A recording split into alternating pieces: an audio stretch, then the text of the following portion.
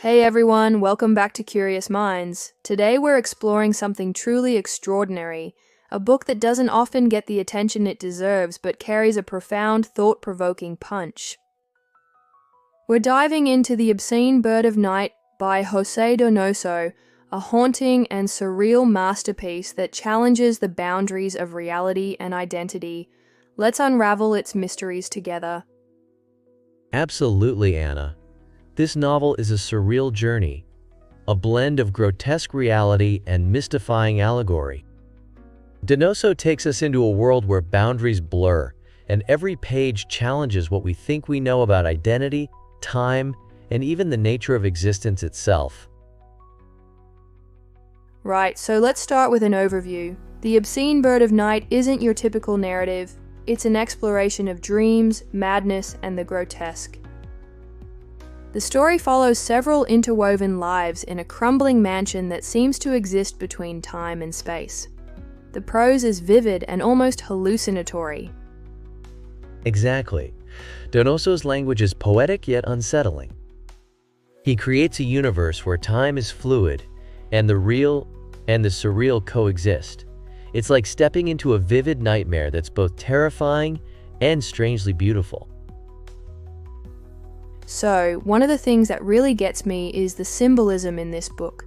There's so much going on. The recurring motif of the bird, for instance, which seems to represent both freedom and an ominous fate. Right, the bird isn't just a creature, it's almost a character in its own right. It embodies the idea of the transcendent and the obscene simultaneously. It's like a metaphor for the human condition, our endless yearning for liberation, even if it comes with a dark cost. And don't forget the setting. The mansion, with its labyrinthine corridors and decaying beauty, is a metaphor for the inner turmoil of its inhabitants. Every room, every shadow speaks of lost time and buried secrets. Absolutely. The mansion is almost a mirror, reflecting the fragmented psyche of its characters. The oppressive atmosphere and the decay serve as constant reminders that nothing is ever as it seems. Now let's dive into the characters. The protagonist, or rather the ever-shifting ensemble, is deeply enigmatic. Each character carries their own weight of guilt, desire, and existential dread, making them feel hauntingly real. Absolutely.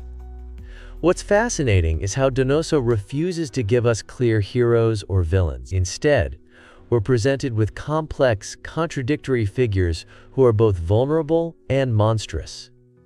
It forces us to ask, are they victims of their circumstances, or are they the architects of their own downfall? Exactly, there's a certain beauty in that ambiguity.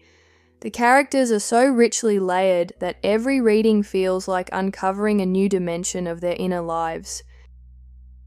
It's like peeling an onion. Each layer reveals something more unsettling about the human condition. And that's what makes the narrative so compelling. The book doesn't just tell a story. It challenges the reader to question their own perceptions of morality, identity, and reality. It's a literary puzzle that lingers in your mind long after you've finished reading. Reading The Obscene Bird of Night felt like plunging into the depths of human emotion and chaos. It was disturbing yet utterly captivating. What's remarkable is how its themes still feel so relevant today. I couldn't agree more. The exploration of identity and the struggle against societal constraints resonate deeply, especially in our digital age. Even though the setting feels otherworldly, the questions it raises about freedom, alienation, and self-destruction are timeless.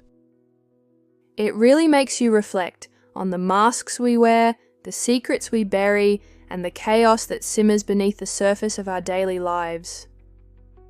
In a way, that's the power of great literature.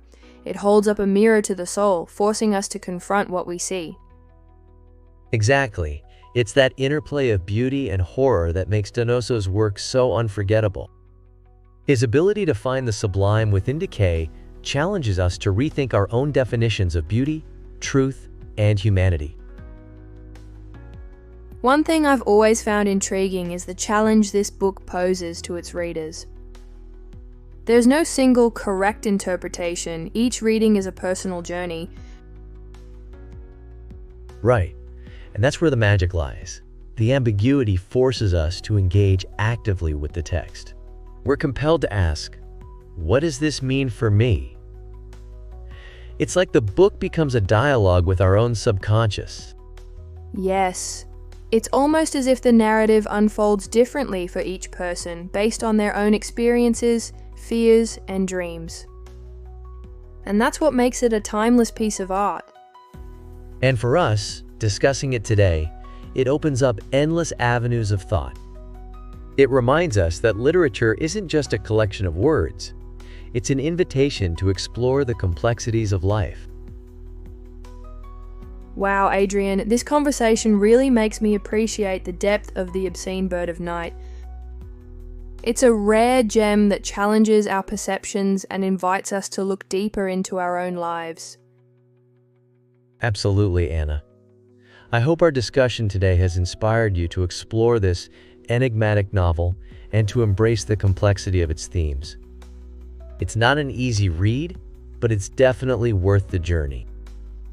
If you enjoyed this deep dive, please give this video a thumbs up, leave a comment with your thoughts, and subscribe to Curious Minds for more in-depth literary explorations. And don't forget to share this video with fellow book lovers and seekers of truth. Until next time, keep questioning, keep reading, and keep exploring the extraordinary world of literature.